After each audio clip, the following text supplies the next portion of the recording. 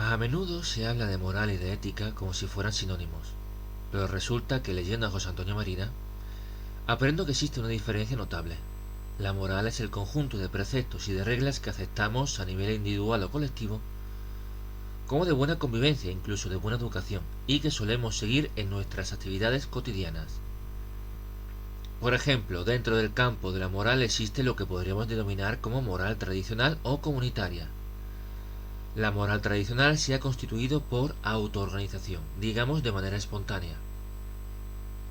Los individuos de una comunidad, por el mero hecho de convivir sin matarse los unos a los otros, de colaborar en un espacio y en un tiempo comunes, han tenido que limar una serie de reglas y de preceptos con el fin de asegurar esa coexistencia.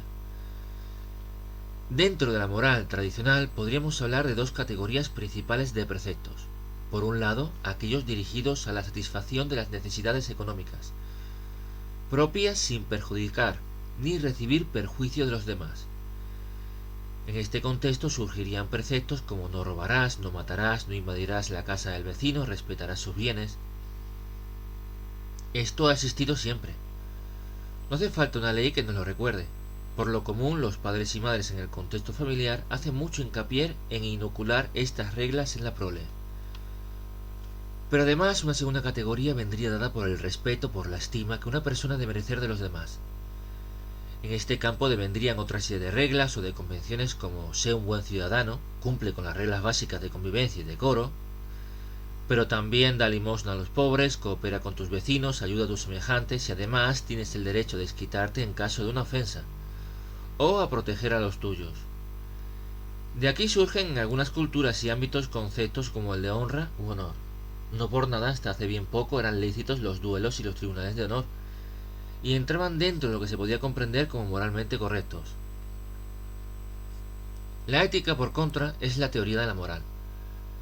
Porque una cosa es la moral tradicional, los preceptos que hemos heredado de nuestros padres, de nuestra familia, de nuestra comunidad, de nuestra cultura, y otra bien distinta teorizar de manera razonada cómo habríamos de comportarnos para paliar las injusticias que a veces surgen en el seno de las comunidades. A veces es un eufemismo, más bien en todas las sociedades surgen injusticias.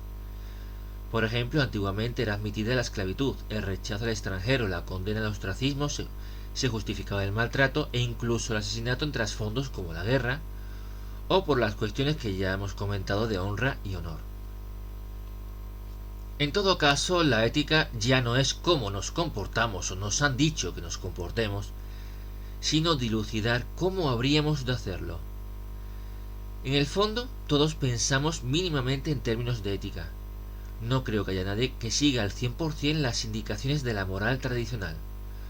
Toda persona difiere mínimamente por cuestiones personales, razona una ética propia, desarrolla una reflexión interior sobre algún aspecto de la moral con el que no se esté de acuerdo, aunque sea por razones tan poco fundamentadas como a mí me parece que, yo creo que, como la persona que roba pan y lo justifica porque tiene una familia que alimentar, o la que se niega a tomar represalias porque eso conducirá a más odio.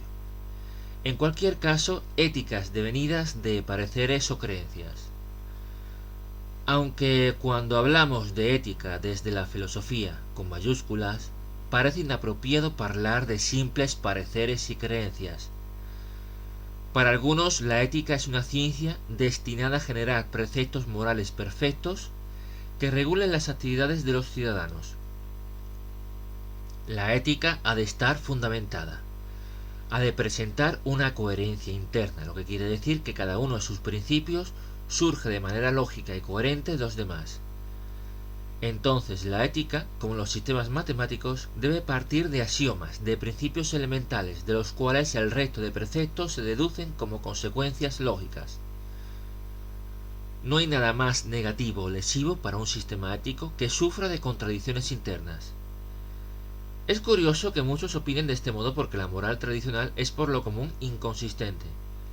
Cuenta con preceptos que a menudo se contradicen, como sé generoso pero a la vez protege lo que es tuyo. El límite entre estas dos cuestiones dependerá del criterio de cada uno en el momento en cuestión. Si nos sentimos benévolos o en cambio que el mundo nos odia.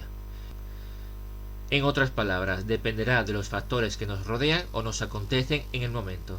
En comparación, un sistema ético como creación mental y no sobrevenida de la experiencia de un colectivo, cuanto menos dependa de las circunstancias específicas en un momento dado, más correcto será. En definitiva, una ética de ser coherente, evitando las contradicciones, autoconsistente en el sentido de que conociendo algunos de sus preceptos se pueda deducir el resto,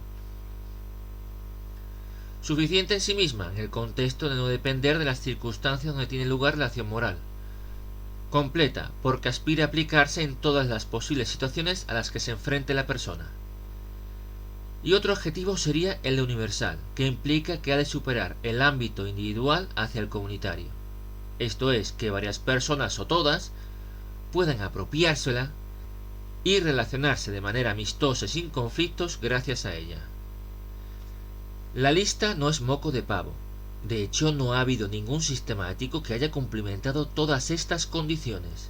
De hecho, llevamos desde los griegos meditando sobre la ética y no hemos arribado a una solución definitiva. La ética sigue siendo una ciencia viva en la que se sigue elucubrando, meditando, sin llegar a la fórmula elemental que explique todo lo que cabe dentro de ella. Uno de los acercamientos más famosos es el del filósofo Immanuel Kant. Formuló el archiconocido como imperativo categórico, que adopta múltiples formulaciones, entre ellas, obra de tal modo que llegues a querer que tus acciones se conviertan en ley universal. O, dicho de manera menos fina, actúa con los demás como quieras que se comporten contigo. La ética kantiana basada en este imperativo categórico cuenta de partida con una idea muy interesante, su legitimación. En el programa anterior ya dijimos que toda ley ha de estar justificada, ha de estar basada o soportada por algo que alegue por qué hemos de cumplirla. Lo mismo se puede decir de un sistema ético cuyo propósito es construir moral. ¿Por qué hemos de seguir los preceptos de este sistema y no de otro? En este contexto, el imperativo categórico se compone como una máxima que se legitima a sí misma, por simple lógica. Es un principio universal el que queramos que nuestro modo de comportamiento haya de ser universal, que todo el mundo se comporte como nosotros lo hacemos. El planteamiento de Kant es revolucionario, porque se deshace de las fórmulas comunes de legitimación que se daban en el pasado, normalmente por cuestiones religiosas o metafísicas, como decir que estos preceptos han de seguirse porque provienen de Dios o porque responden al derecho natural. Aún más, basándonos en el imperativo categórico, podemos llegar a una noción de derechos universales porque cualquiera, en su sano juicio, pretendería que se convirtieran en universales. Por ejemplo, y en primer lugar, el derecho a la vida porque pensamos que no te voy a quitar la vida del mismo modo que no quiero que tú lo hagas conmigo. O el derecho a la libertad porque no quiero que me sometas del mismo modo que no lo voy a hacer contigo. O el derecho a la propiedad privada o a la seguridad porque no te voy a robar del mismo modo que no quiero que me lo hagas a mí. Volviendo a José Antonio Marina, siempre que yo haya entendido bien lo que dice Marina, parece un firme seguidor de Kant cuando indica que todo sistema ético debe conducir a la provisión de derechos, entendidos como estas circunstancias globales que todo el mundo supuestamente querría que se convirtieran en universales.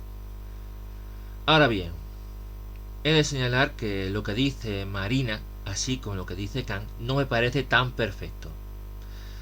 En primer lugar, voy a formular lo que mucha gente desearía que fuera universal. Lo voy a llamar ideal burgués. He trabajado toda mi vida y he basado mi existencia en el esfuerzo. He conseguido ahorrar lo suficiente como para tener más de lo que necesito, lo cual emplearé si se da una crisis o lo dejaré para mis hijos y personas más allegadas. Quiero que te comportes conmigo respetando mis pertenencias, así como yo respetaré las tuyas, valorándome por mi esfuerzo, así como yo te valoraré por el tuyo. Como he dicho, este ideal burgués es el que a menudo nos han vendido. No es exclusivamente de ricos, sino que podemos encontrar entre las clases humildes a personas cuyo deseo es ahorrar, vivir de su trabajo y que sus hijos hereden. Ahora, al ideal burgués, me dispongo a contraponer otro que podríamos deducir como el utopista. no siempre he tenido la oportunidad de trabajar, por circunstancias propias o sobrevenidas.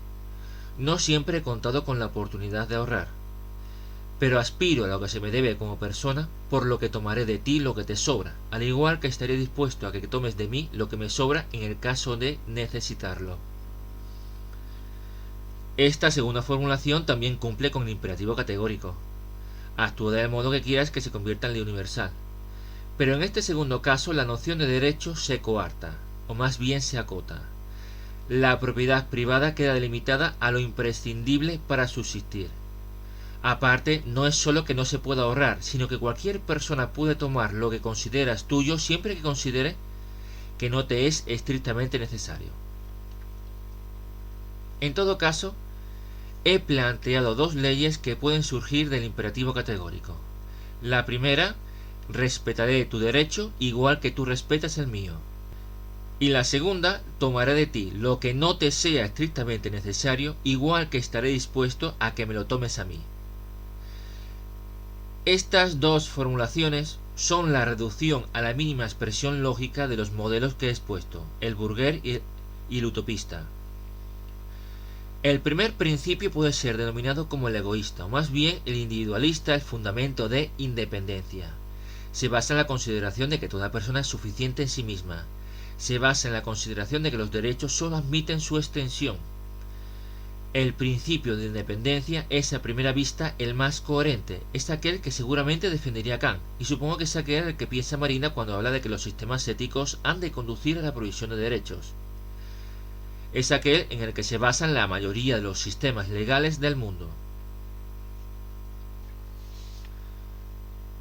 Al segundo principio podría llamarlo de solidaridad, aunque me siento renuente a ello.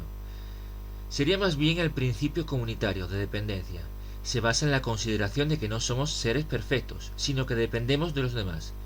Tenemos limitaciones, necesidades que no podemos satisfacer nosotros solos, sino que tomamos los excedentes de los otros, y por este motivo vivimos en comunidad. Incluso, puesto que soy una persona como tú y tengo necesidades como tú, no de esperar a que me cedas tus excedentes, sino que los tomaré directamente si pienso que a ti te sobran. Parece absurdo, contraproducente. ¿Quién podría querer ceder sus beneficios de este modo? No obstante, es el ideal de muchos de los modelos económicos y sociales alternativos que circulan hoy en día, o han circulado en el pasado, como aquellos del comunismo perfecto, la solidaridad perpetua, la anarquía. No hay derechos, solo una garantía de un espacio propio constreñido a lo que los demás consideren como estrictamente necesario. Ni que decir tiene que ambos ideales están confrontados. Por lo tanto, no es tan sencillo como desear que lo que hagamos se convierta en ley universal, porque uno no sabe lo que otra persona puede desear que se convierta en ley universal.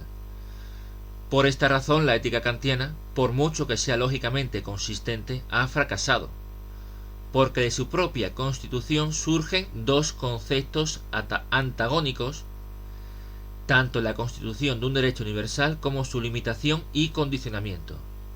Deja de ser autoconsistente, coherente, se desdice, se contradice en su propio seno. Por esta razón me tengo que alejar del pensamiento de Marina o el de Kant, que casi rozan el maniqueísmo, y tendré que buscar más alternativas.